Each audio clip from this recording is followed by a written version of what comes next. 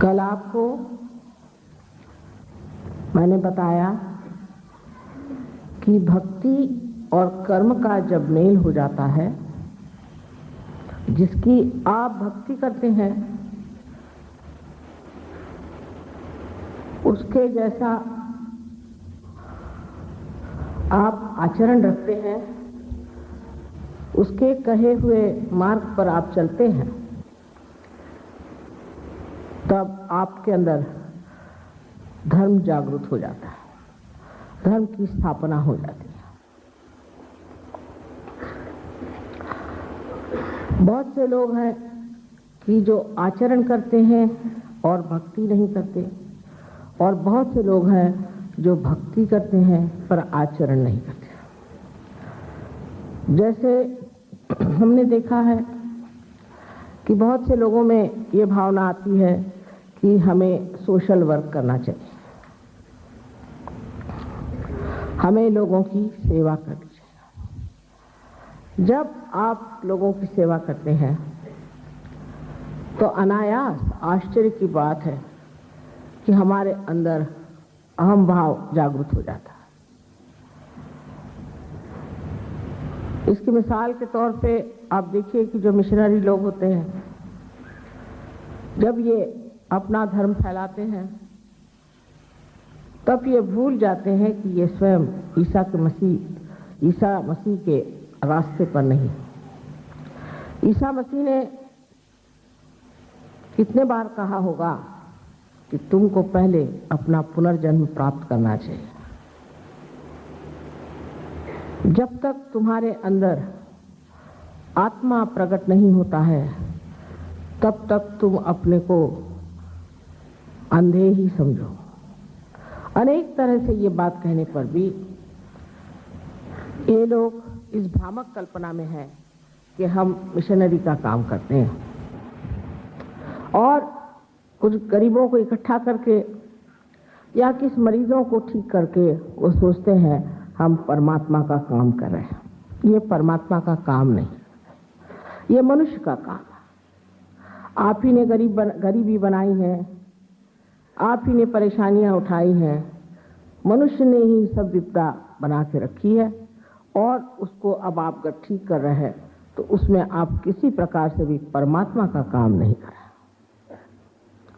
बहुत से लोग कहते हैं कि दरिद्री नारायण की सेवा करना ही परमात्मा का काम है। ये बड़ी भारी गलतफहमी है। मैंने ऐसे बहुत से लोग देखे हैं जिनको कि बड़े बड़े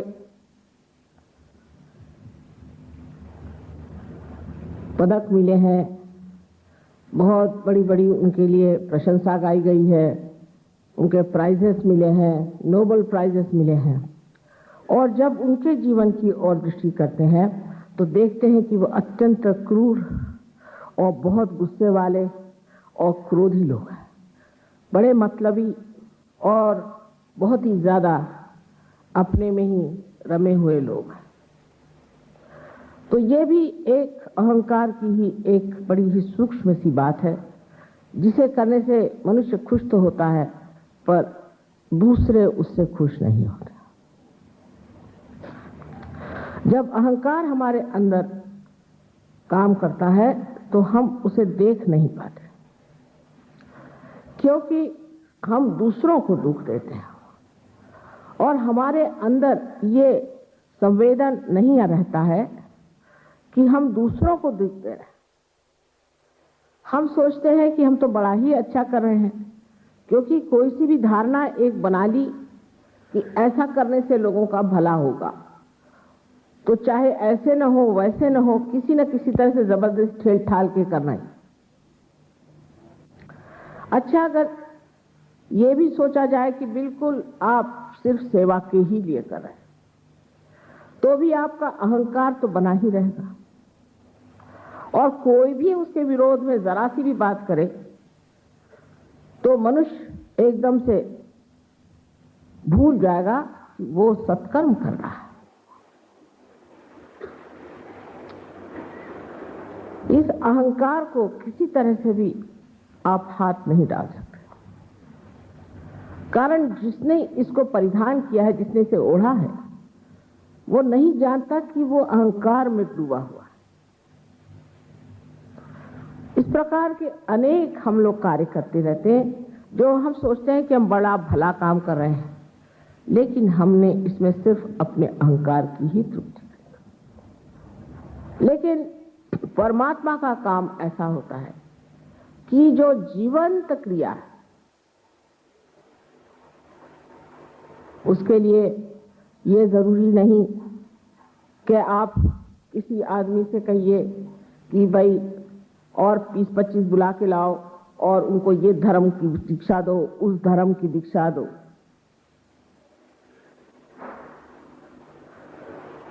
जो मनुष्य परमात्मा से नियुक्त होता है, उसके एक आंख के कटाक्ष से भी कुंडलिनी जागृत हो सकती है, और उस कटाक्ष में ही वो अनेकों को पार कर सकता है।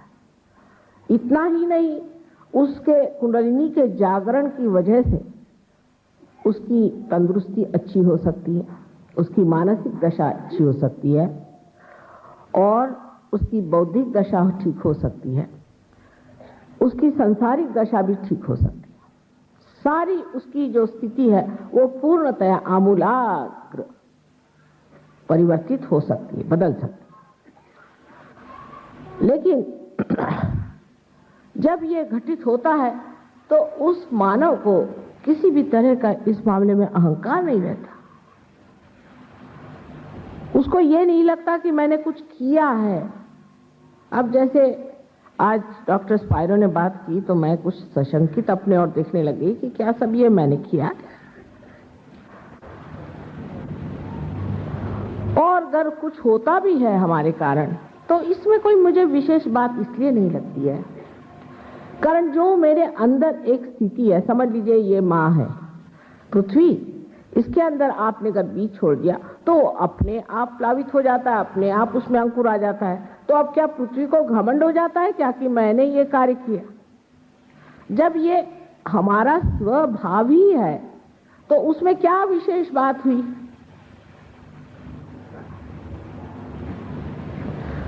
लेकिन मैं ये जरूर कहती हूं कि सहयोगियों के लिए विशेष बात है, क्योंकि उन्होंने अपने को परिवर्तित होने दिया, इसको मान दिया कि हमारे अंदर परिवर्तन होना है। ये बहुत बड़ी बात है, क्योंकि अहंकार के घोड़े पर से उतरना बहुत ही कठिन बात है। इस हॉल में आना ही ये दिखाता है कि मनुष्य का अहंकार थोड़ा सा दुख रहा है और कह रहा है कि इससे कुछ तो भी और चीज तुमको मिलने की है, ये सब कुछ नहीं। उसके बाद कुंडलिनी का जागरण होना भी ऐसी आसान बात नहीं है। आज हॉल में आते ही ऐसे कुछ सुंदर गायन हुए कि बदन में से चैतन्य बहुत जोरों से बहता नजर आया, लेकिन कुछ लोग तो भी चलते फिरते नजर आए। उनमें कोई भी गहनता नहीं दिखी। कोई आ रहा है, कोई जा रहा है, तो अंदर के देवता भी नाराज हो जाते हैं। वो सोचते हैं कि ऐसे लोगों के सामने क्या तुम अपने बारे में कहोगी या कुंडलिनी के बारे में कहोगी? एक तरफ तो आप लोग हैं जो परमात्मा को खोज रहे हैं, लेकिन अभी भी अहंकार का पुट चढ़ा हुआ, और इसके अलावा बहुत से कुसंस्कार भी पड़े हुए हैं। और इधर ये देवता लोग हैं कि वो बात बात पर नाराज हो जाते हैं। इस दो झगड़े के बीच मां को कभी तो हंसी आती है और कभी रोना, और ये सब कुछ हम देखते हैं इस मां को कि तो भी आशा है, बहुत आशा है कि एक दिन ऐसा आएगा कि इस भारतवर्ष से अनेक महान जीव सारे संसार के सामने खड़े हो जाएं। लेकिन इस विषय को समझने के लिए मनुष्य में एक गंभीरता चाहिए, अपने प्रति एक आदर चाहिए कि आखिर मैं इस संसार में आया हूं तो किस लिए? क्या इसलिए आया हूं कि अपने बच्चों के लिए खूब सारा पैसा इकट्ठा कर लूं, या इसलिए आया हूं कि कुछ कहीं मिनिस्ट्री कर लूं, या इसलिए आया हूं कि मेरे बच्चे, मेरा घर, मेरा ये जोड़ते जोड़ते मर जाऊं हाय हाय करते हुए, या ये शरीर का कोई विशेष अर्थ है? जब ऐसा गंभीर विचार मन में उठता है तब मनुष्य सोच सकता है कि मेरे अंदर कोई न कोई ऐसी चीज अभी है जो मैंने पाई नहीं। सो पाने की चीज जो है वो आत्मा है। और देखिए, आप इतने देर से आती हैं और सामने आकर बैठती हैं, बहुत गलत बात है। आप पीछे बैठे, गलत बात है।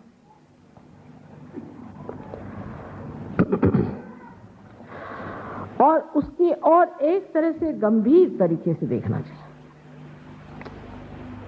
हाँ, अगर किसी राजनैतिक नेताओं के लेक्चर हो तो जैसे भी आप रहे, लेकिन यहाँ तो बड़ा गंभीर और गहन सूक्ष्म कार्य होने वाला है, और उसके लिए ऐसे ही लोग चाहिए कि जो इसे पाना चाहते हैं और लेना चाहते हैं। कुछ लोग तो सिर्फ तमाशा देखने आ जाते हैं, ये तमाशबीनों की जगह नहीं।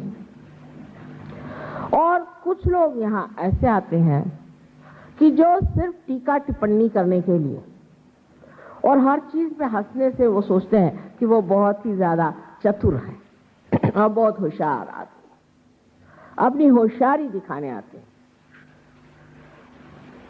इस सब महामूर्खता के कारण बड़ा भारी आप जो समय है उसे खो दीजिएगा। उसे नहीं खोना है और उसे पाकर रहना है। अब आपके अंदर जो सुप्तावस्था में बैठी हुई कुंडलिनी शक्ति है, मैंने आपसे पहले बताया था कि ये शुद्ध इच्छा है, और ये हर चक्रों में गुजरती हुई सर के ऊपर के हिस्से में आकर, उस पर देखिए अभी, और ब्रह्मरंध्र को छेदती है। जो ब्रह्मरंध्र को छेदती है वो कुंडलिनी एक जीवंत क्रिया करती है। ये एक जीवंत क्रिया है, और जिसके पात्र हैं वो भी एक जीवंत लोग होना चाहिए। जीवंत का मतलब ये होता है कि जो जागरूक है और जो समझ रहे हैं कि आसपास में क्या हो रहा है। हम देख रहे हैं कि हाहाकार मचा हुआ है। सबसे पहले तो इसका विषाद मनुष्य को होता है कि कितनी हिंसा संसार में फैलती। जहां पर बहुत ज्यादा पैसा है वहां कितनी हिंसा फैलती। इस हिंसा को मारने के लिए, खत्म करने के लिए क्या करना चाहिए? बड़े बड़े संस्थान बनाए गए, ऑर्गेनाइजेशंस बनाए गए हैं शांति प्रस्थापित करने, लेकिन अशांति मनुष्य ने की। तो इस मनुष्य के ही अंदर कोई जड़ ऐसी बैठी है जो अशांति करती है। वो कहाँ है? हमारे अंदर। वो जान लेना चाहिए। वो जड़ जहां बैठी हुई है, ये है हमारे लेफ्ट साइड में जो स्वादिष्ठान चक्र है।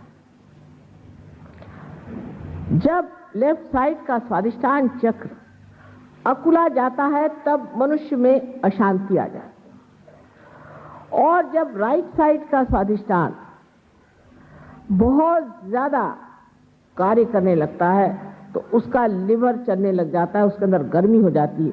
तो जैसे ये गर्मी उस लेफ्ट स्वादिष्ठान को ऐसी चालना देता है कि मनुष्य एकदम से आग बबूला होकर के उसकी आंखों में खून उतर आता है। फिर उसको समझ में नहीं आता कि वो कर क्या रहा। अब कोई कहे कि शांति का बड़ा भारी आंदोलन चलाइए, कुछ नहीं होने वाला। जो आंदोलन चलाएंगे वही मार पीट करेंगे। अभी हमने सुना कि गुजरात में एक बड़ा शांति का आंदोलन हुआ और उस आंदोलन में जो लोग आंदोलन चला रहे थे उनकी आपस में ही मारपीट हो गई। ऐसे लोग शांति को कैसे प्रस्तापित कर सकते? और अब तो ये हालत हो गई है, हालांकि हमारे पास अब अच्छे कपड़े आ गए, अच्छा रहन सहन हो गया, हमारे पास काफी एडवांसमेंट जिसको कहते हैं उसका हमें सर्टिफिकेट मिल सकता है, लेकिन एक भाई दूसरे भाई को देख नहीं पाता, एक बेटा अपने माँ बाप को देख नहीं पाता और एक बाप अपने बेटी को देख नहीं पाता। इंसान में कितना बड़ा अंतर आ गया है। तो जो सतर्क है और जागरूक है वो देखता है, कहता है कि माँ ये से कैसे हो गया? अगर हम इतने आगे बढ़ गए हैं तो किस वजह से हमारे अंदर यह अंतर आ गया? इसकी वजह यह है कि हृदय पे आपके अहंकार चढ़ा। ये जब अहंकार हमारे सर पे चढ़ता है इस तरह से, तो ये हृदय चक्र यहां होने के कारण उसको वो ढक लेता है और वही हमारे हृदय को भी ढक लेता है। लेकिन हमें पता नहीं रहता। बाप से पूछो तो वो कहता मैं सही हूं, बेटे से पूछो तो कहता मैं सही। फिर दलीलें चलेंगी, फिर कोर्ट में जाएंगे, फिर मारपीट होगी, सिर फुटबल होगा। ये मनुष्यों का रहने का तरीका। इससे तो अच्छे जानवर हैं जो पशु हैं पाश में बंधे हुए, वो आपस में लड़ते झगड़ते नहीं। कभी कभी झक सवार हुई तो थोड़े लड़ते, और ज्यादातर जो जानवर इंसान के साथ रहता है वो ज्यादा लड़ाका होता है। आप जंगल में जाइए, शेर है अपने शांत से रहता है। आप अगर जंगल में जाइए और पूछिए कि भाई शेर कैसे जानेंगे है, कल जहां एकदम शांति होगी, क्योंकि सब जानवर जानते हैं कि राजा बैठा हुआ और सब शांत बैठे। अगर शेर मर जाता है तो एक जंगल में मातम हो जाता है, जानवर खाना नहीं खाते, हमारा राजा मर गया। वो हालत इंसान में नहीं है। निसर्ग में देखिए कि किस तरह से निसर्ग इतना सुंदर चलता है कि पतझड़ में पत्तियां गिरती है, उसका नाइट्रोजन आपके जड़ों में जाता है, उसकी वजह से फिर से वो स्वस्थ हो जाते हैं, उन पेड़ों में फिर से पत्ते आ जाते हैं। पतझड़ होना भी जरूरी है क्योंकि सूर्य की किरण कम हो गए तो पृथ्वी को थोड़ा सा सूर्य का तत्व मिलना चाहिए, इसलिए पतझड़ हो गया। सब आपस में मेल जोल पूरा की पूरा उसका जो सर्कल है वो बना रहता है। लेकिन इंसान जो है हर सर्कल को तोड़ता है, क्योंकि मनुष्य के पास एक ही चीज है, वो है उसकी स्वतंत्रता। पर वो स्वतंत्र नहीं है। स्वतंत्र वो है जो अपने स्व के तंत्र को जानता है। जो मनुष्य अपने को सोचता है कि तो उसमें क्या, अंग्रेजी में तो ज्यादातर आजकल लोग कहते हैं सो व्हाट्स रॉन्ग। आजकल वहां पर लोग सर में नीले पीले रंग लगा करके और अजीब अजीब कपड़े पहन के उसमें छेद करके घूमते हैं, और उनसे मैंने कहा भाई ये तुम क्यों करते हो? कहने व्हाट्स रॉन्ग। अरे भाई इस ठंड के जमाने में आप छेद भरे कपड़े पहन के घूमिएगा तो आपको बीमारी नहीं हो जाएगी? जितनी वहां ठंड पड़ती है उतने ही वहां लोग कम कपड़े पहनते हैं। यह मनुष्य की उल्टी विपरीत बुद्धि है, ये जानवरों को नहीं। जैसे ठंड के जगह जो जानवर रहते हैं उनमें बहुत सारे बाल होते हैं, लेकिन आपको आश्चर्य होगा कि आप नॉर्वे, स्वीडन, बेल्जियम इन जगहों में जाएं तो औरतें पूर्णतया नग्न घूमती हैं। इतनी ठंड में कि आप 4 लबादे ला कर चलिए, वो अपने घूम रही आराम से। उसका पता हुआ 8-10 दिन बाद स्वर्ग सिधार गए। ऐसे पागलों से जो वो कह रहे थे सही बात है, कुछ सीखने का नहीं। लेकिन मनुष्य है थोड़ा सा पागल, और वो पागल इसलिए हो जाता है कि अपनी स्वतंत्रता को किस तरह से चलाना है उसे नहीं मालूम। एक घोड़े पर बैठा है लेकिन वो जानता नहीं कि घोड़े को कैसे चलाना है, इसलिए उसकी स्वतंत्रता ही उसके विरोध में बैठ जाती है और वो बेछूट बेफाम होकर चलता है और उसीलिए उसका नाश हो जाता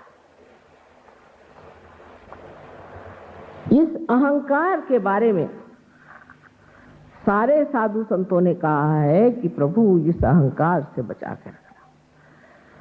और अहंकार जा करके पहुंचता कहां है तो मूर्खता। अहंकारी मनुष्य से मूर्ख और कोई आपको मिलेगा, बस सुनते ही बनता है। जिस आदमी में अहंकार आ जाता है या तो वो हद से ज्यादा दुष्ट हो जाएगा या हद से ज्यादा वो मूर्ख हो जाएगा। अब मैं तो रोज ही विलायत में देखा करती हूँ मूर्ख लोग, और समझ में नहीं आता है कि ये एडवांस लोग हैं या ये परवर्टेड लोग हैं कि ये एकदम ही पागल खाने जाने लायक। वहां तो पागल खाने भरे हुए हैं, लोग ऐसे रास्ते में घुमा करते पागल लोग। मैं आपसे झूठ नहीं बता रही, लेकिन अब यहां भी वही होने वाला है। और अहंकार जो है मनुष्य को इतना जड़ बना देता है, उसके नसों पे तक छा जाता है, इतना नसों पे छा जाता है कि उसकी संवेदन शक्ति ही चली जाती है। वही अहंकारी आदमी है, आप उससे कुछ भी कहो सुनेगा ही नहीं, बोलेगा ही नहीं, चुपचाप खड़ा रहेगा, आप बोलते रहो। और उसको जब तक कोई आप ज्यादा सुई न चुभाएं, उसकी खोपड़ी में नहीं जाने वाला कि अरे भाई कोई कुछ कह रहा है। इसलिए आप देख लीजिए कि आज प्रदेश में जो गाना चलता है उसको तो मैं कहती हूँ कि माइक्रोफोन ईटिंग म्यूजिक, इस पे चढ़ाई कर करके हा हा हा हा करके गाते हैं और सब गधे जैसे मिलियन ऐसे ऐसे घुमा करते, क्योंकि उनकी सर्वसाधारण रागदारी तो उनके समझ में नहीं आने वाली। कुछ न कुछ ऐसा होना चाहिए जिससे सारा शरीर हिल जाए और नस में थोड़ा सा तो कुछ घुस जाए। ये अहंकार का दूसरा दोष है। अब हमारे अंदर जो पिंगला नाड़ी है, जो हमारे राइट साइड से आकर के लेफ्ट साइड में आ जाती है, जो हमारे अंदर हमारे कर्म का अहंकार देती है, वो असल में है तो बड़ी काम की, पर कब? जबकि हमारा आचरण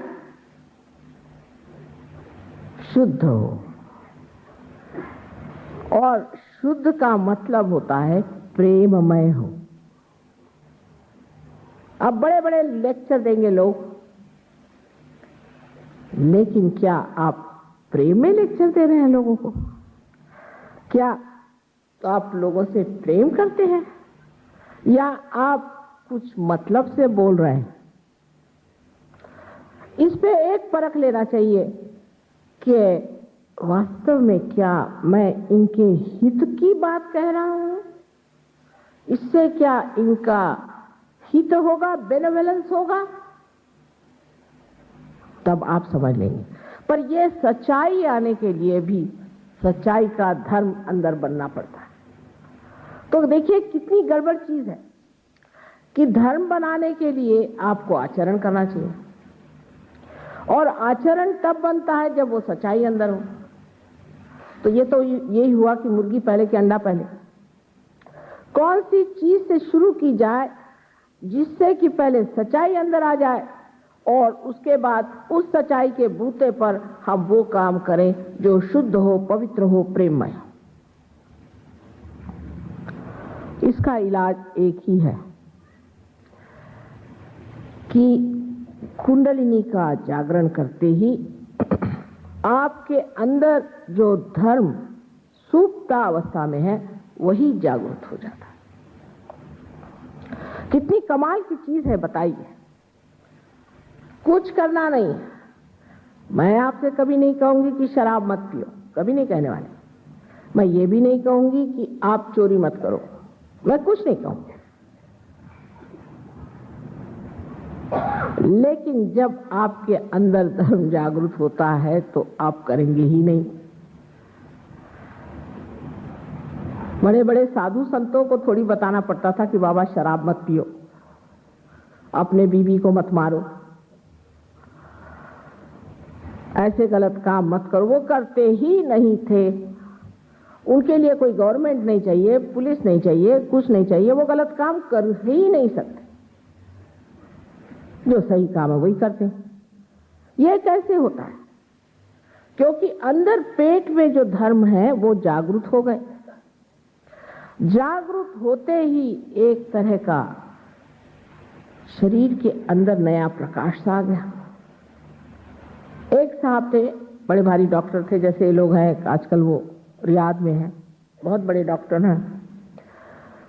तो वो जब हमारे पास आए तो उसके बाद पता नहीं क्या उनसे शराब एकदम छूट गई। और वो जर्मनी जब गए तो जर्मनी जाते वक्त उनके मन में विचार आया कि शराब तो पता नहीं क्यों मुझे अच्छी नहीं लगती, पर जर्मनी में एक वाइन है बड़ी अच्छी, वो तो चख के देखेंगे जरूर। हिम्मत करी उन्होंने और कहने लगे कि जब मैंने वो वाइन चखी माँ, तो जैसे कोई सड़ा हुआ बुच होता है ऐसा उसका मुझे सुगंध आया, ना गंदा उसमें से बात आई, जैसे कि कोई शुगर फैक्ट्री के पास से मैं गुजर रहा हूं। तो भी जबरदस्ती मैं पी गया। मैंने कहा देखता तो क्या है, ये क्या हो गया मेरे जीभ को, जो मैं आसानी से बोतलें चढ़ा जाता था, मेरी जीभ को क्या हो गया। और कहने लगे उसके बाद जो मेरी उल्टियां शुरू हुई, उल्टियां शुरू हुई, उल्टियां शुरू हुई, तो अंत में मुझे लगा मेरी अतड़ियां ही बाहर निकलने वाली है। तब मैंने क्षमा मांगी और ये चीज रुक गई। तो मैंने कहा और भी पी के देख लो ना। कहने अब कान पकड़े, इसके बाद माँ ये मैं नहीं कर सकता, ये मेरा पेट ही धार्मिक हो गया, मैं क्या करूं, यही मेरे खिलाफत में खड़ा है, यही मेरी बात। तो मैंने कहा तुम कौन हो? तुम डॉक्टर फला फला हो? नहीं, अब मैं वो नहीं रहा। तो फिर तुम कौन हो? मां, मैं आत्मा हूं। अब मैं आत्मा हो गया। आत्मा निरपेक्ष है, उसको कोई आदत नहीं लग सकती, वो किसी भी आदत में नहीं फंस सकता, ना किसी अहंकार में फंस सकता। जब आप भी आत्मा हो जाते हैं तो आप भी एक विशेष रूप के कमल जैसे खिल गए हो। जो अभी डॉक्टर साहब ने बताया, इससे भी कहीं अधिक हालत इन परदेशी लोगों की है। और वहां पर विदेश में तो नर्क खड़ा है, नर्क। मैं तो आपको बता भी नहीं सकती हूँ, एक भारतीय नारी के नाते इनके तरीके ही नहीं कोई बता सकता। बस वहां जाकर के रोज मुझे शौक ही लगते रहता है। लेकिन उसमें भी, उस कीचड़ में भी, उस नर्क में भी ये कमल कैसे खिलाए, इन्होंने उसे कैसे सुरभित कर दिया, इतना सुगंध कैसे फैला दिया। ये पूर्व जन्म का कुछ न कुछ सुकृत होगा, और नहीं तो ये कोई बड़ी शुद्ध बुद्धि होगी जिसने इसे समझा और माना। लेकिन परमात्मा की कृपा से आप लोगों को इस देश में धर्म क्या है ये मालूम है। और अगर आप अधर्म भी करते हैं तो आप जानते हैं हम अधर्म कर रहे हैं, करते हैं कोई बात नहीं, पर जान कर करते हैं, ये अनजाने करते हैं। आश्चर्य की बात है कि जो चैतन्य है ये इनको माफ कर देता है, हिंदुस्तानियों को नहीं करता है। इनको बड़े जल्दी माफ कर देगा, हिंदुस्तानियों को नहीं करता है, क्योंकि वो भी सोचता है, जानता है और प्यार करता है।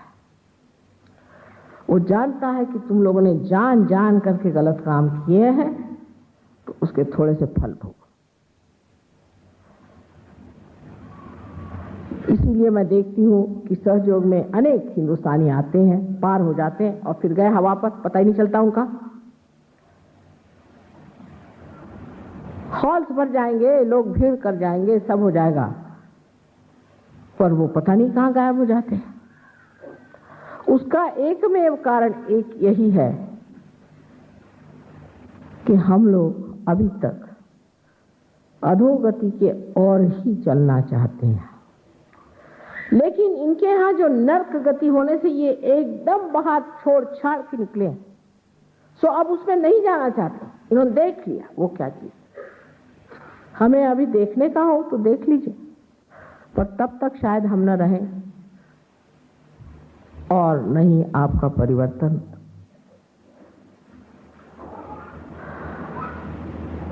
तो धर्म की जागृति पेट में हो गई और जो गलत बात है वो नजर आने लगी। आंख से नहीं, आपके नसों में। एक साथ एक गुरुजी से बहुत अभिभूत थे और उनको बड़ी शिकायत हो गई। तो हमने कहा कि देखो तुम्हारे गुरु ठीक नहीं है, उनको ठीक करना पड़ेगा, और मोहम्मद साहब ने इलाज बताए वो करने पड़ेंगे। तो वो मानने को तैयार नहीं थे। तो अब फिर क्या किया जाए? मैंने कहा अच्छा जो भी शिकायत है उसके साथ रहिए, जिस गुरु के साथ आप रहना चाहते हैं रहिए, हम आपसे कुछ नहीं कहना चाहते। उस वक्त एक तो अहंकार भी है और एक कुसंस्कार भी है, दो चीज उसे जकड़े हुए थे। और उन्होंने कहा कि नहीं हम इसे मानते ही नहीं। कहा ठीक। 8-10 दिन बाद उनकी हालत बहुत खराब हुई, तो उन्होंने आके कहा कि माँ मैं तुम्हारी बात मानता हूं। तो मैंने कहा कि तुम्हारे गुरु कौन? तो कहने मोहम्मद साहब। मैंने कहा मोहम्मद साहब तो गलत नहीं, कभी नहीं। तो उन्होंने बात ये बताई कि असल में वो किसी मुल्ला को मानते थे, कि पीर को मानते थे, और वो मुसलमान थे। लेकिन वो पीर ही नहीं थे। पीर का मतलब ही आत्म साक्षात्कारी इंसान होता।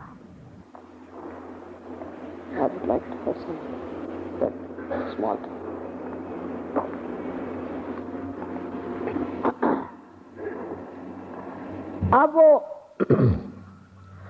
हाल हम लोगों का बहुतों का यहाँ ऐसा है, इसलिए मैंने ये बात आपसे कही कि आप कुंडलिनी का जागरण करना चाहते हैं, जरूर होना चाहिए और होगा भी। लेकिन सर्वधर्माणाम परित्यज्य मामेकम शरणम व्रज, इसका मतलब है कृष्ण के धर्म में आओ। और कृष्ण का धर्म क्या है?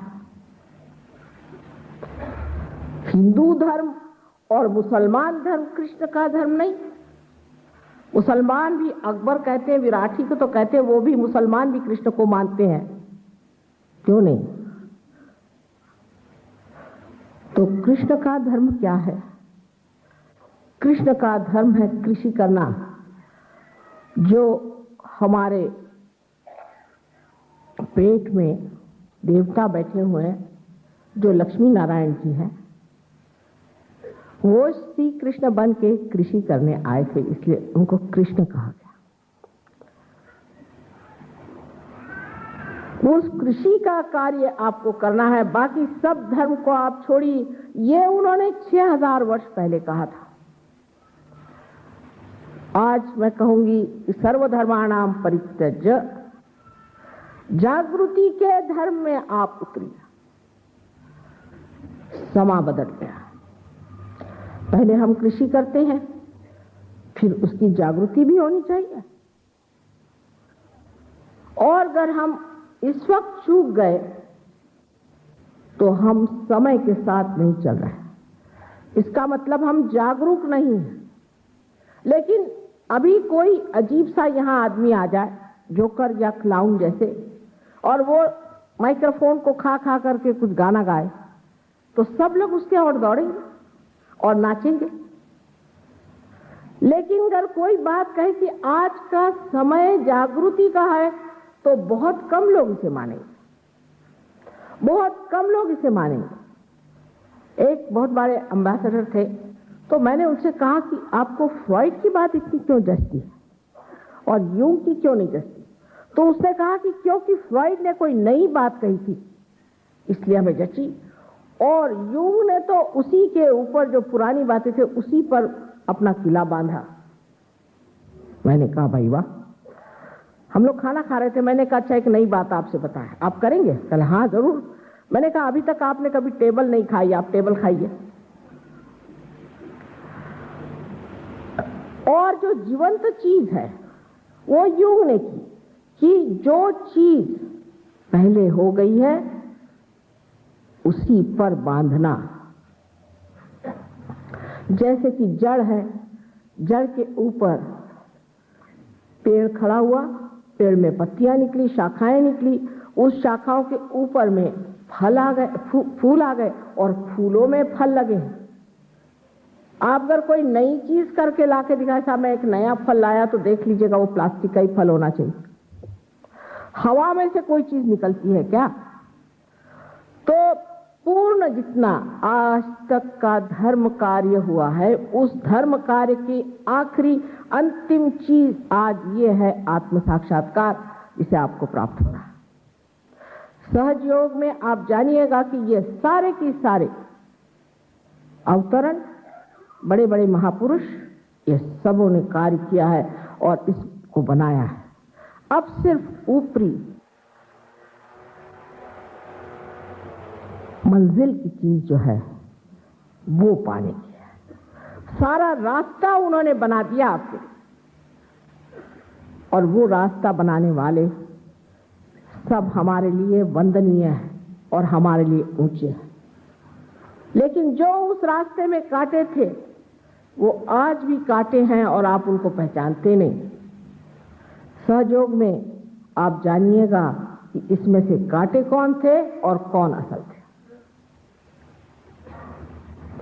इस रास्ते से गुजरते गुजरते हजारों वर्ष हो गए।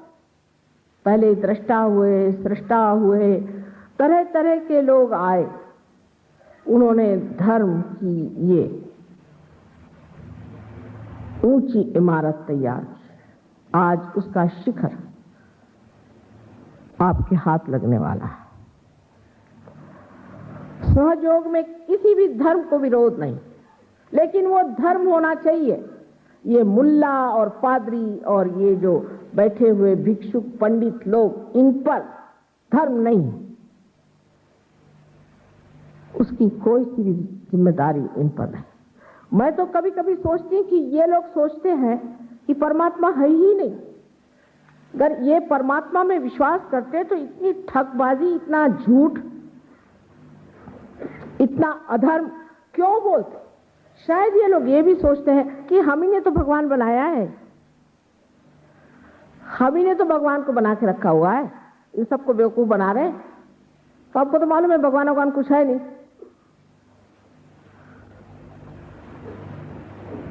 सब चीज में ये जानना चाहिए कि असलियत को देखने के लिए पहले अपने अंदर इस सच्चाई का जागरण कुंडलिनी ही कर सकती। इसलिए कुंडलिनी का जागरण हमारे धर्म चक्र पे होना चाहिए। और जब धर्म चक्र जागृत हो जाता है तो आप स्वयं देखते हैं कि जिसे हम धर्म समझते थे वो अधर्म।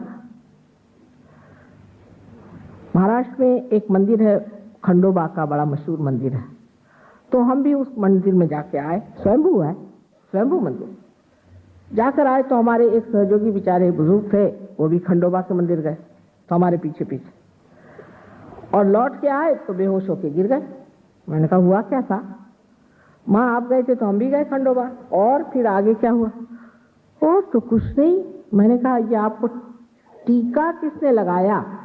हाँ, वहां एक पंडित बैठा था, उसने ये टीका लगाया और हमने उसको 10 रुपया दे दिया। मैंने कहा वाह वाह, और उसके बदले ये चक्कर आप ले लीजिए।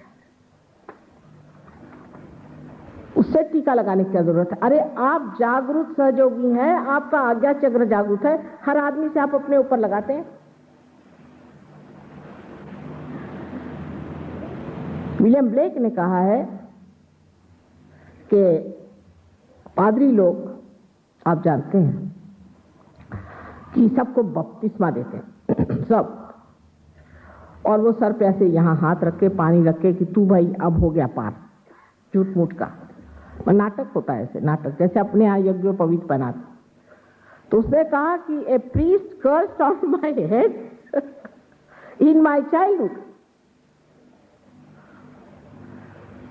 सो ये जो रिचुअल्स हमारे यहाँ है, ये जो हम मानते हैं कि ये धर्म विधि है, ये धर्म विधि नहीं, क्योंकि वही धर्म विधि कर सकता है जो आत्म साक्षात्कारी है। जो आत्म साक्षात्कारी नहीं, वो अगर धर्म विधि करे तो उसको नुकसान होता है। वृंदावन से एक बड़े पंडित जी आए, कहले माँ पता नहीं क्या हमारे यहाँ है कि हर आदमी हमारे फैमिली में हाई ब्लड प्रेशर से मरता है, और अब मेरा छोटा लड़का उसको भी हाई ब्लड प्रेशर होगा, और हम तो हित कर रहे हैं। हमने कहा अच्छा कैसा हित कर रहे भाई? नहीं मतलब हमारे मंदिर का नाम ही हित मंदिर है। अच्छा, और करते क्या हो? राधा जी को लहंगा दुपट्टा पहना देते हैं और कृष्ण जी को भोग लगा देते हैं।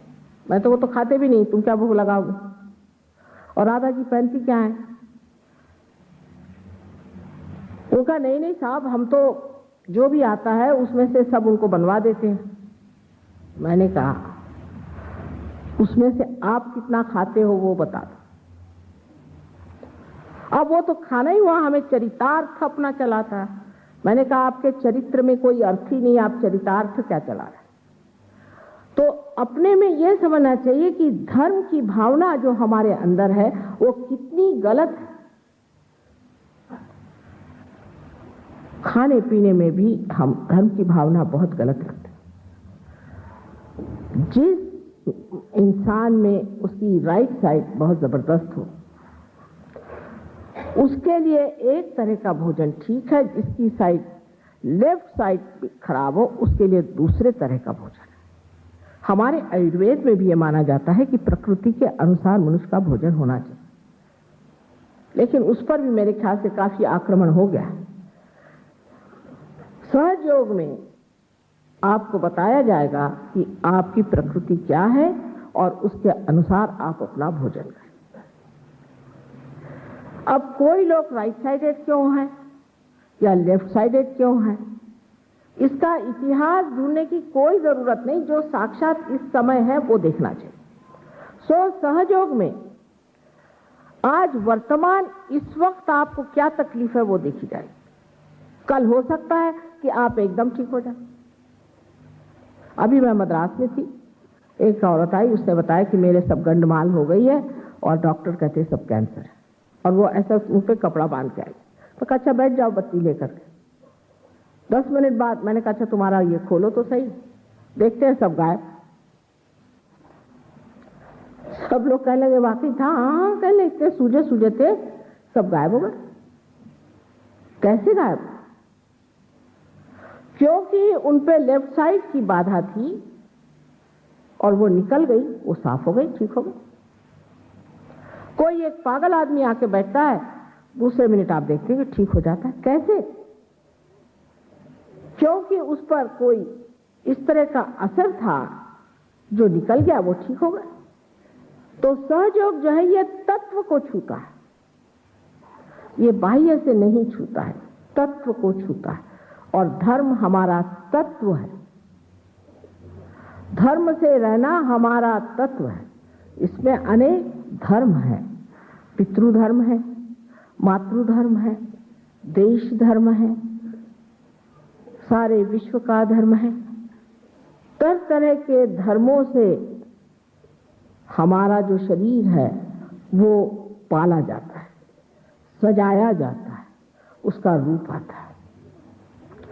उस धर्म को जगा देते ही आपके सब धर्म ठीक हो जाते हैं। और इसलिए जैसा कि बताया गया कि ये सब कुंडलिनी के जागरण से आपस की रिश्तेदारी सब ठीक हो जाते हैं। ये 10 धर्म हमारे अंदर बसे हुए हैं, जिसको कि ओल्ड टेस्टामेंट में 10 कमांडमेंट्स बताए गए। ये 10 धर्म उस वक्त बताए गए और आज जो कायदा हमने बनाए हुए हैं, लॉज जो बनाए हुए हैं, ये इन्हीं 10 धर्मों पे है। अब अगर ये 10 धर्म हर एक मानव में वही के वही हैं और वही होने चाहिए, तो आप बताइए कि हम बाह्य में कोई हिंदू, मुसलमान, ईसाई कैसे हो सकता है, जब सबके अंदर एक ही धर्म की व्याख्या है। हम तो सिर्फ इंसान हैं। अब परमात्मा ने सबको कोई प्लास्टिक के जैसे नहीं बनाया, सबकी शक्ल एक जैसी नहीं बनाई, कोई उसको मिलिट्री नहीं बनानी थी, सबकी शक्ल अलग बनाई। एक पत्ते से दूसरा पत्ता नहीं मिलता, एक मनुष्य से दूसरा नहीं मिलता। वैचित्र डाल देने से, विविधता डाल देने से, फर्क हर एक आदमी की नूरानी शक्ल देखने से मनुष्य का जो है मन आनंदित हो जाता है और सौंदर्य, सुंदरता इस तरह से पनपती है। लेकिन इस बात को हम नहीं समझते हैं कि ये इतनी बाह्य की चीज परमात्मा ने हमको रिझाने के लिए बनाई और हम उसी में बह के चले जाते हैं। तो सहयोग में ये याद रखना है कि ये तत्व है और ये अंतर योग है, बाह्य से नहीं होता। माने आप सोचेंगे कि हम एक कपड़े को रंगा ले और हम हो गए बड़े भारी साधु बाबा, सहयोग में नहीं होता। सहयोग में साधुता जो है वो अंदर होती है। जैसे कि गुरु नानक साहब थे, जिन्होंने कहा कि सब अंदर से ही मैल छूट गया, जब किसी को पकड़ा ही नहीं तो छोड़ना किसको है। सब लोग शादीशुदा थे, कोई भी ऐसा आडंबर उन्होंने जीवन में नहीं किया। जनक के लिए कहा जाता है कि वो विदेही थे और उनकी वजह से सीता जी को वैदेही कहा जाता है। जब वो राजा है तो राजा जैसे रह गए, जब श्री रामचंद्र जी राजा हो गए तो उन्होंने अपने सर पे मुकुट ले लिया और जिस वक्त वो जंगल चले गए तो वलकल पहन के चले गए। तो ऐसा इंसान बादशाह होता है, उसको किसी चीज की गरज नहीं होती, किसी चीज के लिए झुकने वाला नहीं, किसी चीज के लिए मांगने वाला नहीं। वो भिखारी नहीं होता, वो बादशाह होता है। आप उसको जंगल में रख दो तो भी बादशाह है और महलों में रख दीजिए तो भी बादशाह है। बादशाहत उसकी तबीयत है। ये बादशाहत ही हमारे अंदर धर्म स्वरूप सिंहासन पे बैठने पर हमारे अंदर जागृत होती है और ऐसा इंसान दुनिया में किसी से भी नहीं डरता। इस धर्म आचरण का इसलिए विशेष स्वरूप है कि जो मनुष्य इस तरह से अपने संतुलन में आ गया है, उसके लिए पार होना बहुत ही आसान है, बहुत ही आसान चीज है। लेकिन सबसे जो बड़ी बात हमें पता होनी चाहिए कि सहयोग में हम सब धर्मों का अत्यंत आदर करते हैं, क्योंकि सब हमारे अंदर, अगर मोहम्मद साहब भी हमारे अंदर हैं और कृष्ण भी हमारे अंदर है, तो हम किसका अपमान करेंगे?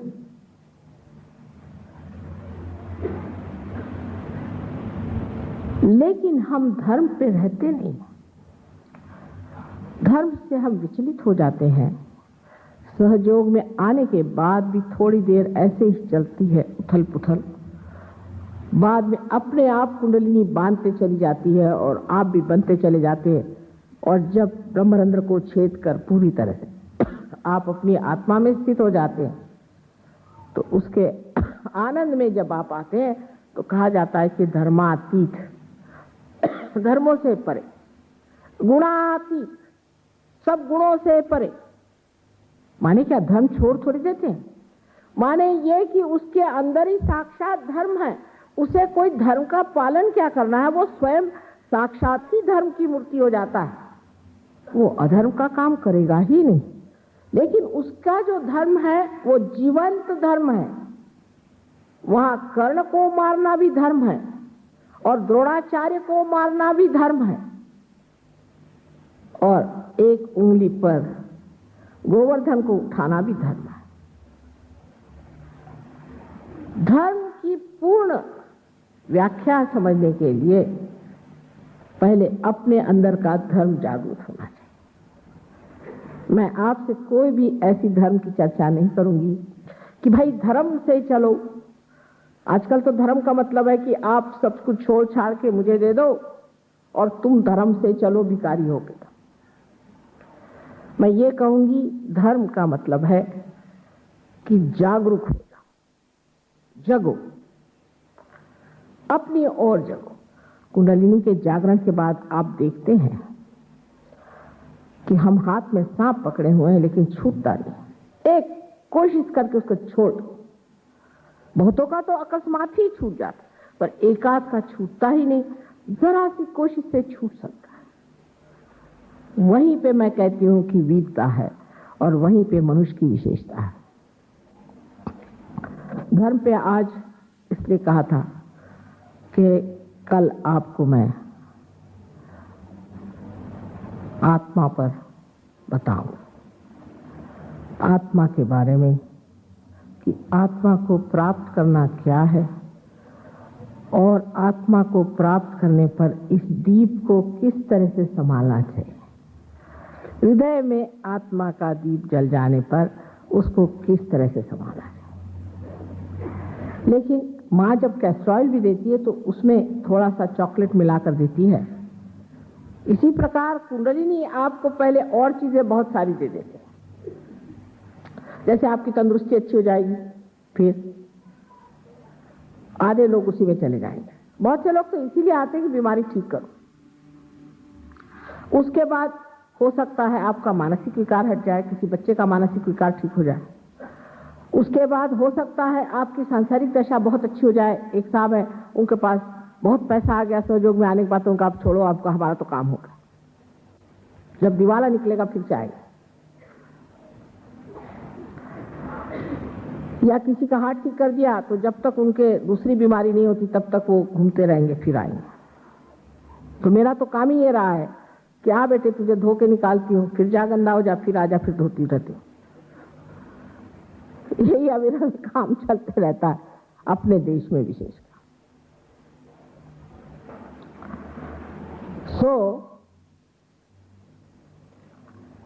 कबीरदास जी ने कहा है कि ये चादर ऋषि मुनि जन ओढ़ी, ओढ़ी की मैली कीनी चदरिया, दास कबीर जतन से ओढ़ी, जैसी की तैसी रख दीनी चदरिया।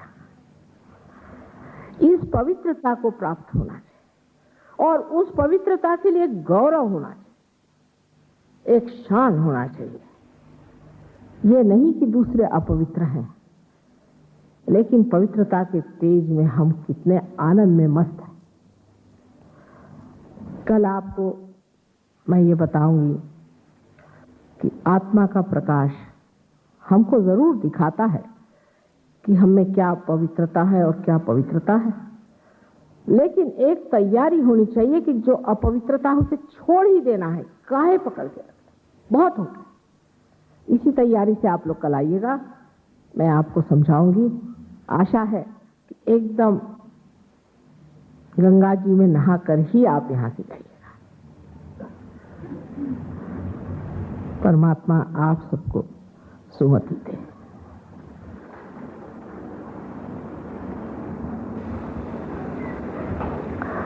आज फिर से हम लोग ध्यान के ओर थोड़ा समय देंगे। कृपया सबसे विनती है कि थोड़ी देर शांतिपूर्वक बैठे। आप तो जानते हैं कि हम भी शादीशुदा हैं और हमारे भी बच्चे हैं, उनके भी बच्चे हैं, और रोज रात को करीबन आज 3 महीने से इसी प्रकार भाषण दे, कभी गांव में, कभी देहातों में, कभी आपके दिल्ली में। हमको भी थोड़ा सा समय अपने लिए देना चाहिए, थोड़ा सा चित्त अपने लिए देना चाहिए। पहले जमाने में जब गांधी जी ने संग्राम शुरू किया था, हमारे खुद पिताजी माताजी सब जेल गए, इतने रईस घरों में रहने वाले हम लोग झोपड़ी में रहने लगे। कितना त्याग उन्होंने किया उस वक्त। और आज हम अपने स्वार्थ माने स्व के अर्थ के लिए थोड़ा सा भी नहीं त्याग सकते, समय से पहले आ नहीं सकते, 2 मिनट बैठ नहीं सकते, जबकि इसमें आपका लाभ और लाभ ही बेनवल। सिर्फ थोड़ी सी मेहनत करने से हर तरह की बीमारी, हर तरह की तकलीफ आपकी कुंडलिनी ठीक करती है, हर तरह की परेशानी दूर हो जाए, इसमें कोई शक नहीं। लेकिन मेहनत करने की थोड़ी सी तैयारी होनी चाहिए और थोड़ा सा समय देने की भी तैयारी होनी चाहिए।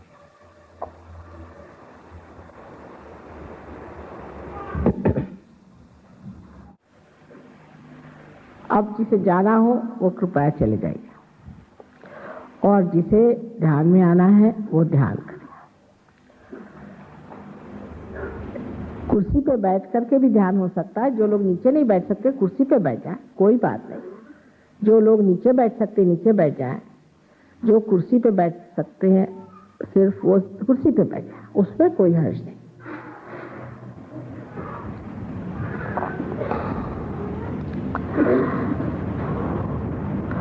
कुछ लोग बाहर जाके आना चाहते हैं, उनके लिए रुक जाएंगे 5-10 मिनट। चलो,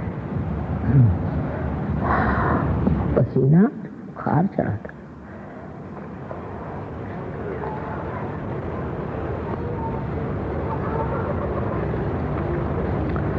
इत्मीनान, आपको जरा बाहर जाना हो तो जाकर आप आइए और फिर इत्मीनान से बैठ जाइए। अब तो ये माँ का घर है, इसमें कोई किसी प्रकार का निर्बंध नहीं हो सकता। जिनको बाहर जाना है जाकर आप आइए, मैं 5 मिनट रुक जाती हूँ, हो आइए।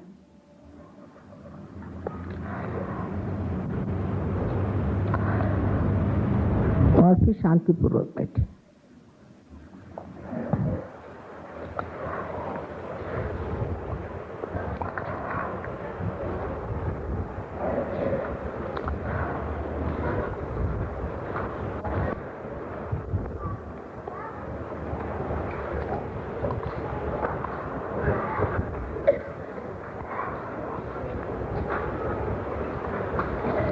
देखिए माँ कैसे जानती है सबको और सबकी परेशानियां कैसी, क्योंकि माँ प्यार करती है और प्यार सारा ज्ञान दे देता है।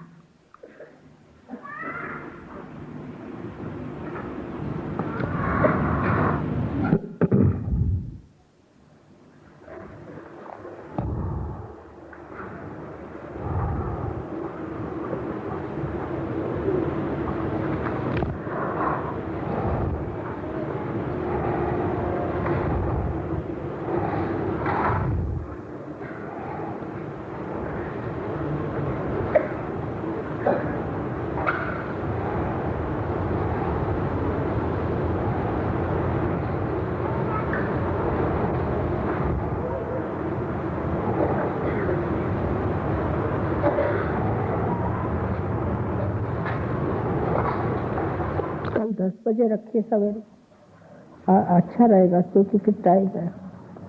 कल 10 बजे सबसे कहेगा। कल कल की पूजा है अपने, वही तो 10 बजे। हाँ, We don't announce it here.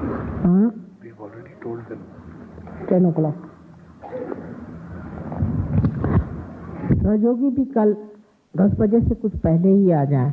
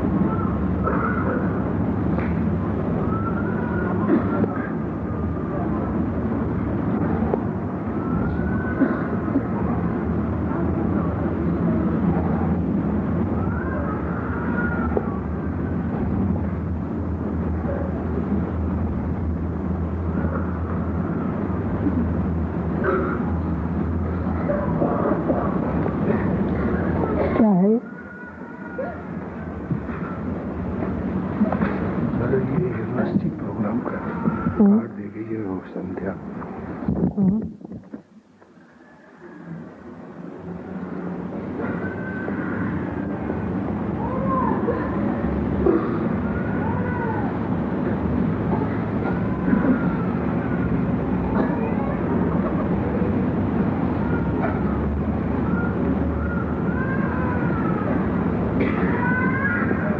These have gone to the ambassadors and all the other guests.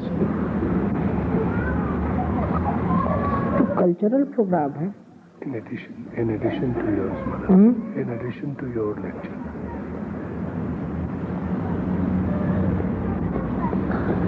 That is after your speech.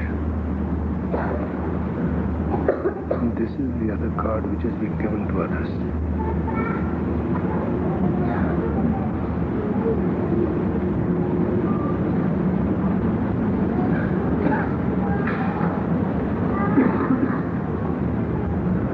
She is the president of Delhi University. Yes. This is the other card. All the students and the Sahajyogis.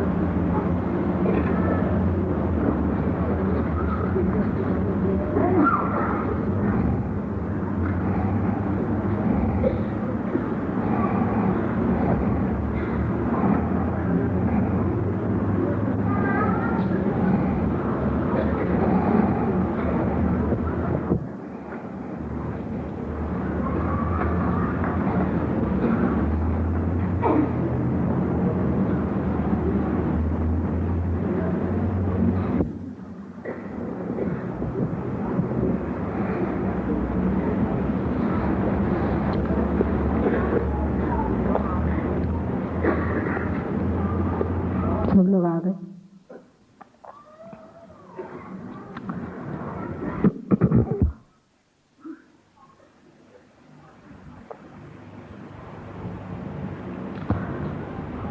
अब सब लोग शांतिपूर्वक बैठ जाएं। सहजासन, जैसे मैंने कहा था, गोद थोड़ा फैला के, कोई अवगुंठन या कोई बांधना जरूरी नहीं पैर को। और बैठते वक्त अपनी पीठ को थोड़ा सीधा कर ले। बहुत ज्यादा जोर डालने की जरूरत नहीं। सहज में, सहजासन जैसे होता है, सहज में बैठा जाता है। और कोई चीज अगर तंग हो या आपको कस रही हो, उसे ढीला करें। इससे ध्यान करते वक्त आपका चित्त इधर उधर न जाए।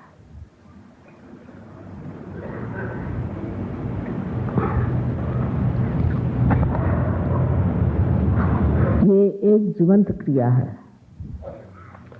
और जीवंत क्रिया कैसे घटित होती है सो आप भी नहीं जानते हैं। जैसे कि एक बीज में से अंकुर कैसे निकलता है, ये आप नहीं बता सकते। और मैं भी आपको इसलिए नहीं समझा सकती हूँ कि उसके समझाने के लिए जो क्षमता चाहिए वो अभी आपके पास नहीं है।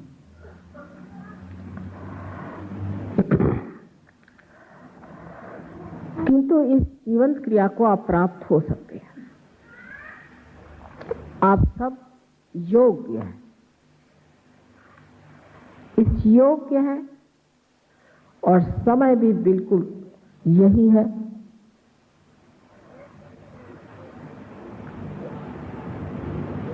और ये घटना बहुत ही सरलता से घटित हो सकती। जो लोग कल पार हो गए या परसों पार हो गए, वो फिर से अपनी कुंडलिनी को चढ़ाए, जिससे वो प्रस्थापित हो जाए हमारे ब्रह्मरंध्र के ऊपर।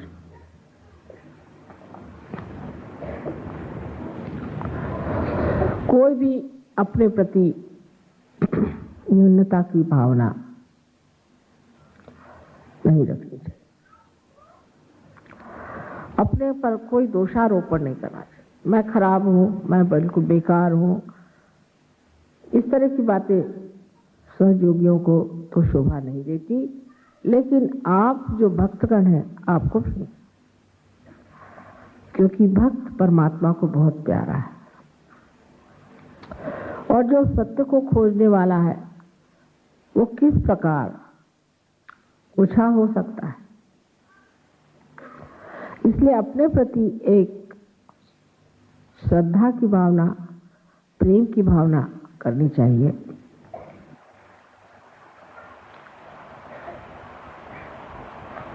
हो सकता है कोई ऐसी आपके अंदर आते हो जो आप सोचते हैं ठीक नहीं, हो सकता है कि आपने कोई ऐसी अधर्म की बात की हो कि जो नहीं करनी चाहिए थी, और इसी प्रकार और भी कुछ ऐसी बातें हों कि जिससे आप अपने से नाराज हो, लेकिन परमात्मा आपसे नाराज नहीं है। वो आतुर है कि आप उनके दरबार में आई, वो चाहते हैं कि आप विराजिए।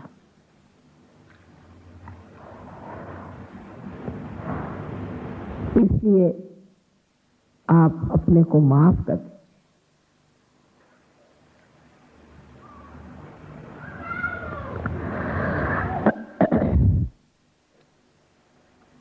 अब जैसे बताया था कि हमारा जो लेफ्ट हैंड है वो हमारी इच्छा शक्ति है और राइट हैंड जो है क्रिया शक्ति है, और कुंडलिनी जो है वो शुद्ध इच्छा है। इन दोनों को मिलाकर के चक्र बने हुए हैं, जिसमें बीच की सुषुम्ना नाड़ी है। अब इस हाथ को जब आप पेरियोर करते हैं तो प्रतीक रूप सिंबॉलिकली आप कहते हैं कि हमारी इच्छा है कि हम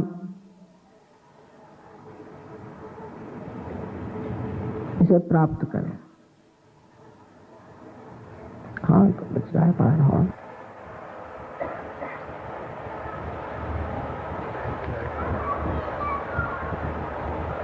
और जब आप ये हाथ इस्तेमाल करते हैं तो आप क्रिया से भी प्रतीक रूप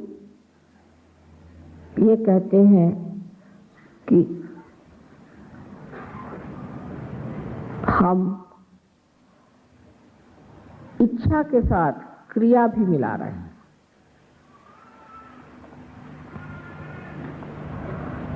इसलिए ये हाथ मेरी ओर करिएगा और इस हाथ से क्रिया करिएगा जो कि आपका राइट हैंड है।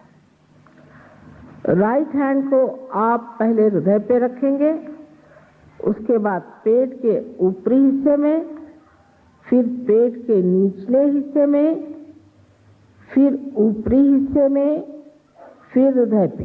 सब चीजें अपनी लेफ्ट साइड में हो, बाईं ओर हो। फिर ये जो राइट हैंड है, दाहिना हाथ, इसे उठा करके इस जगह रखा जाएगा, गर्दन थोड़ी मोड़ करके इस तरह से रख के, अभी देख लीजिए जहां पर मैं कह रही हूं, गर्दन को राइट साइड पे मोड़ दें और लेफ्ट साइड से यहां पकड़ा जाए।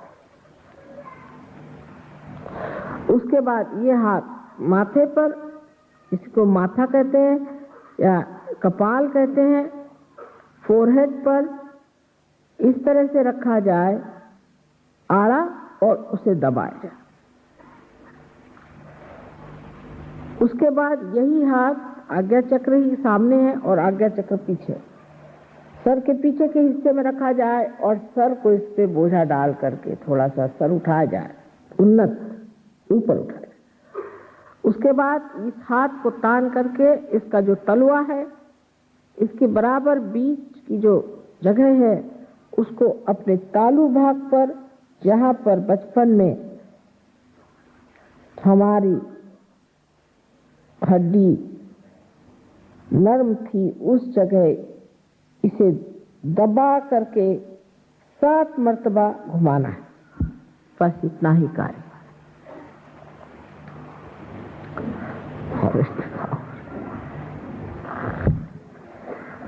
बहुत अच्छे। इतना करने से ही बहुत से लोगों की तो कुंडली नहीं जागृत हो गई। अच्छा, अब ये हाथ हमारे ओर का। किसी को और बात नहीं सोचनी। जैसे मेरी उम्र ज्यादा है तो कोई कुछ तो कोई कुछ, इस तरह की बातें कुछ मत सोचिए, सब भूल जाइए। या मेरा गुरु है, फलाना है, ठिकाना है, सब भूल जाइए। कुंडलिनी का जोर देखिए कितना जबरदस्त है। कुछ भी हो जोर लगा के निकल आई। इस हाथ को मेरी ओर कर और आंख बंद कर, चश्मे वगैरह उतार लें क्योंकि इससे आंख भी अच्छी होती है। चश्मे उतार के रखें। अब यह हाथ मेरी ओर कर, बहुत अंगूठियां पहनी तो भी उतार ही लीजिए क्योंकि वो भी बड़ा जोर मारती है कभी कभी।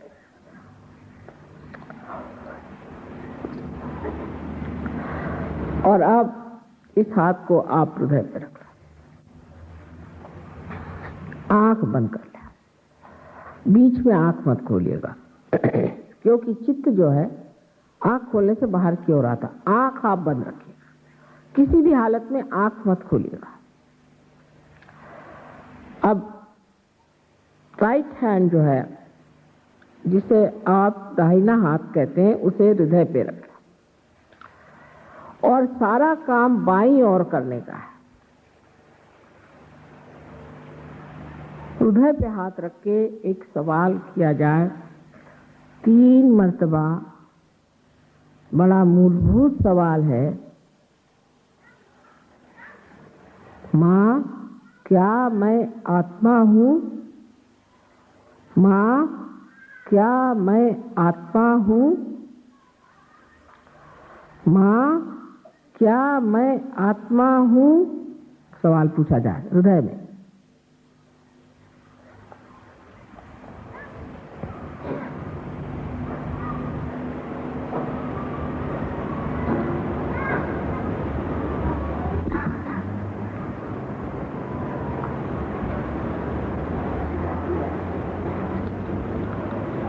अब इसके साथ ही दूसरा सवाल खड़ा होता है, अगर आप आत्मा हैं तो आप स्वयं के गुरु भी हैं।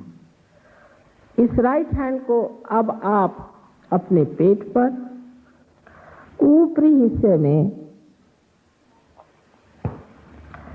बाईं ओर लेफ्ट साइड में दबाकर उंगलियों से रखिए। यह गुरु का तत्व है जो कि सद्गुरुओं ने अनादिकाल से हमारे लिए बनाया हुआ। इस जगह अपना हाथ रख के आप दूसरा सवाल पूछें 3 बार, माँ क्या मैं स्वयं का गुरु हूँ? माँ क्या मैं स्वयं का गुरु हूँ? माँ क्या मैं स्वयं का गुरु हूँ?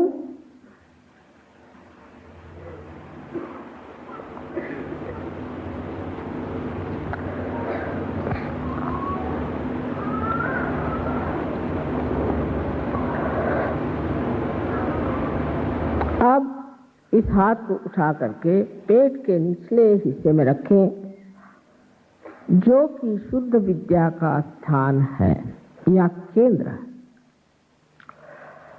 शुद्ध विद्या यानी वो ज्ञान जिससे आप परमात्मा के कायदे और कानून और उनकी यंत्रणा माने टेक्निक को चलाते हैं और उसको आप इस्तेमाल करते हैं, बरतते हैं। उस ज्ञान को शुद्ध विद्या कहा जाता है। इसको दबाकर यहाँ आपको मुझसे मांगना होगा कि माँ हमें शुद्ध विद्या दीजिए। मैं आप पर जबरदस्ती नहीं कर सकती क्योंकि आप स्वतंत्र हैं।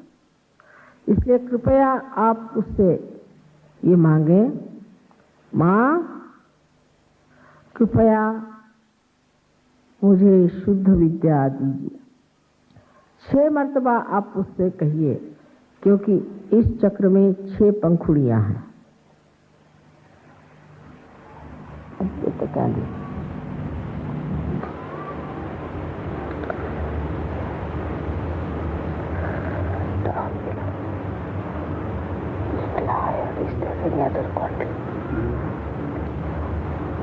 Bigger candle you don't have. No bigger candle.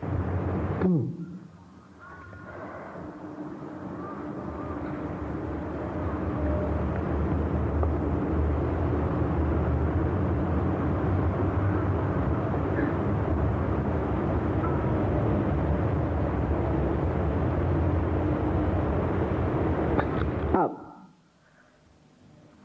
इस हाथ को उठा करके और पेट के ऊपरी हिस्से में बाईं ओर फिर से दबाकर रखें। ये गुरु तत्व है। अब कुंडलिनी का जागरण शुरू हुआ है, लेकिन आपके आत्मविश्वास के बगैर कुंडलिनी जागृत नहीं होगी। पूर्ण आत्मविश्वास के साथ आप ये कहें, श्री माता जी मैं स्वयं का गुरु हूँ। 10 मर्तबा कहिए, श्री माता जी मैं स्वयं का गुरु हूँ।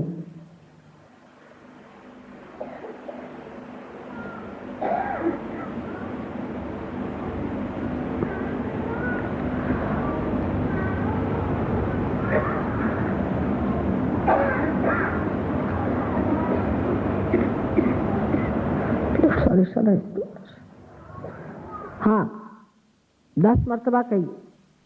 मैंने अभी आपसे बताया कि हमारे अंदर 10 तत्व हैं गुरुत्व के, धर्म के। जब मनुष्य इन 10 तत्वों में जागरूक हो जाता है तो वो स्वयं ही गुरु हो जाता है।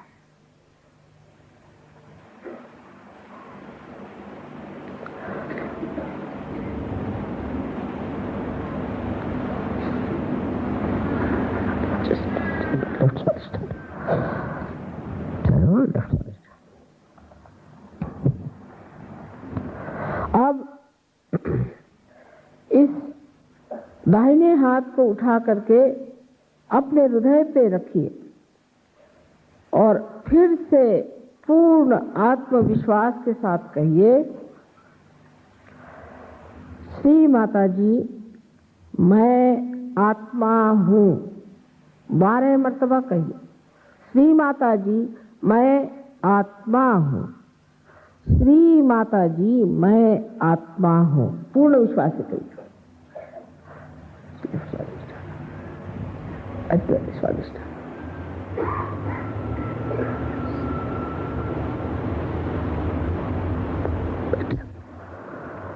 Centre heart.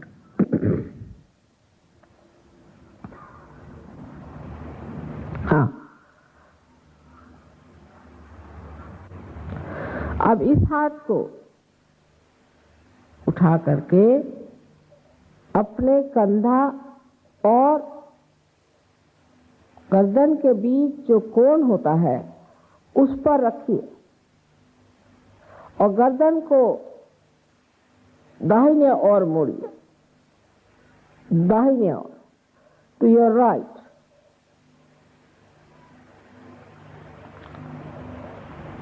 यहाँ पर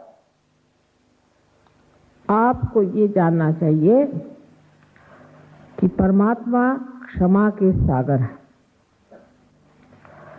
इसलिए पूर्ण आत्मविश्वास के साथ कहिए, श्री माता जी मैं बिल्कुल दोष रहित हूं।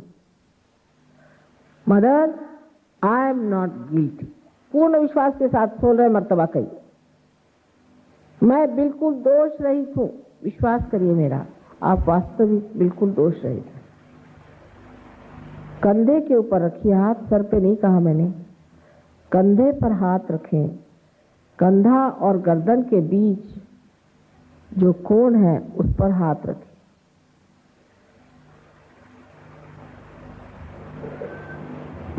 सामने से रखिए, पीछे से नहीं। 16 मर्तबा के।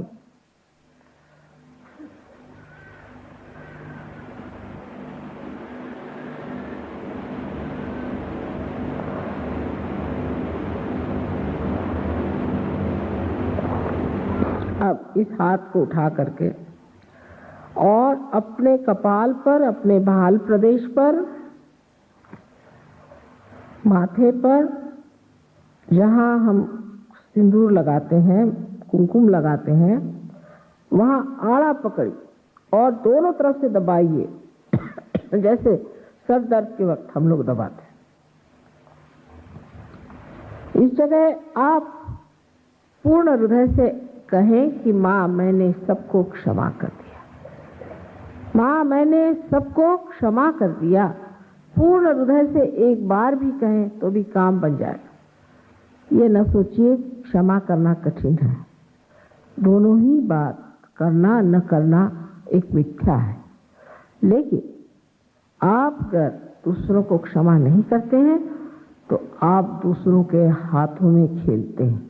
इसलिए कृपया आप कह दीजिए कि माँ मैंने सबको क्षमा कर दिया। देखिए कितना हल्कापन आ जाएगा, कितना हल्का लगेगा सर में। सबसे बड़ा आयुध, सबसे बड़ा वेपन यही मनुष्य के पास है कि वो क्षमा कर सकता है।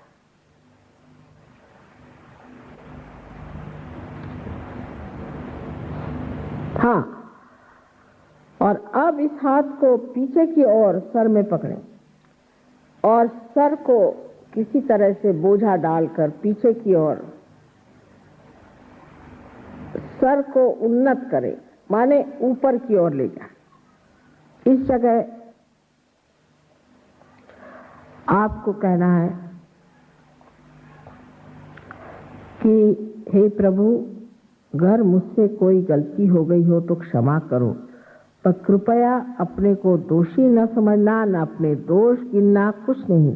सिर्फ अपने समाधान के लिए आप कहिए कि मुझसे अगर कोई गलती हो तो क्षमा करिए। वो तो भोलेनाथ है, बात बात पे क्षमा कर देते, उन पे विश्वास रखिए।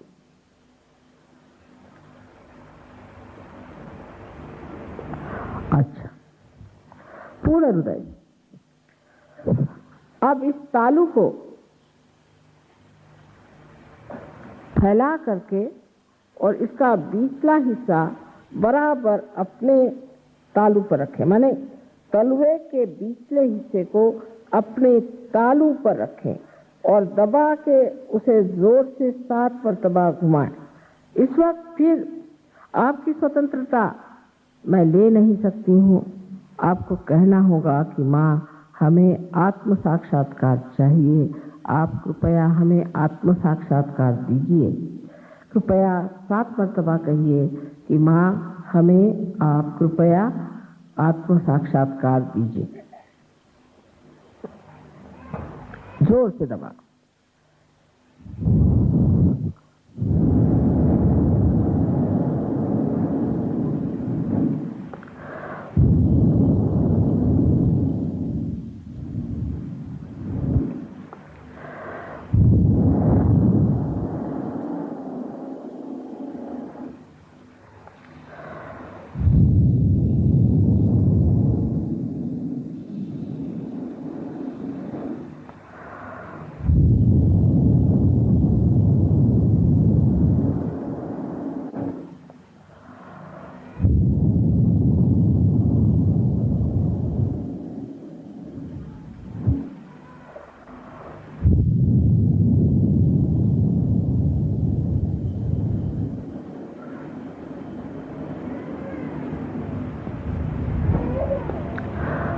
अब धीरे से अपना हाथ नीचे ले लें।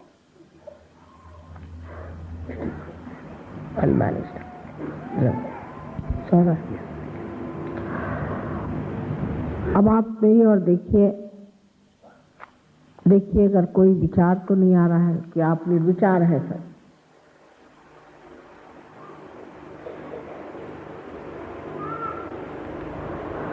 ये निर्विचारिता ही मनुष्य के अंदर शांति प्रस्थापित करती है।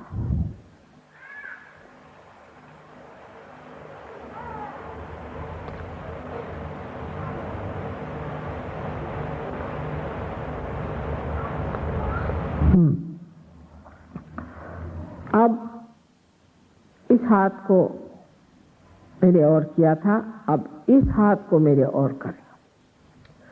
माने अपने दाहिने हाथ को मेरी ओर करें और लेफ्ट हैंड सर पे रख के देखिए यहाँ कुछ ठंडक आ रही है। चित्त यहाँ रखें, ध्यान यहाँ दे, आंख खुली रखें। देखिए सर में से कुछ ठंडक सी आ रही है कि गर्मी आ रही। हो सकता है गर्मी कर लीजिए। किसी के तो 8 इंच, किसी की 10 इंच, बड़े जोर से कुंडलिनी भी फूट सकती। हाँ आ रही। और अब इस हाथ को मेरे और करें और इससे देखिए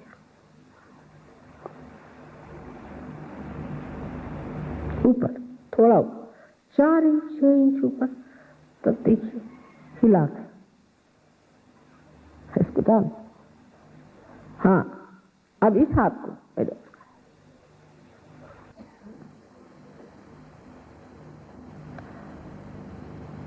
आ रही या नहीं आ रही, विचार में मत डूबिए। किसी के हाथ में कभी कभी संवेदना नहीं होती, कोई हर्ज नहीं। निर्विचार होना ही बहुत बड़ी बात है। निर्विचार समाधि ये इसकी पहली स्थिति है। अब दोनों हाथ आकाश की ओर करें, गर्दन पीछे करके कहें, पूछें, क्या माँ ये परमात्मा की ब्रह्म शक्ति है? क्या माँ ये परमात्मा की प्रेम शक्ति है? क्या माँ ये परमात्मा की सर्वव्यापी ऋतंभरा शक्ति है?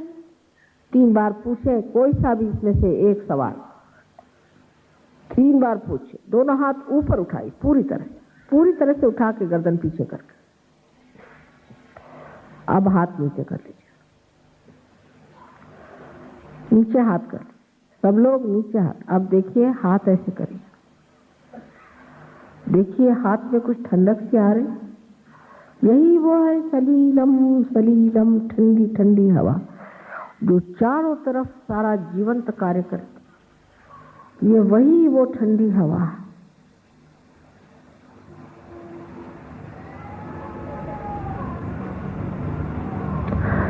जिन लोगों के सर से, तालू भाग से या हाथ में ठंडी हवा आ रही है, ऐसे लोग अपने दोनों हाथ ऊपर करें। आज तो सभी के सभी पार हो गए भाई, सारे पार हो गए आप लोग।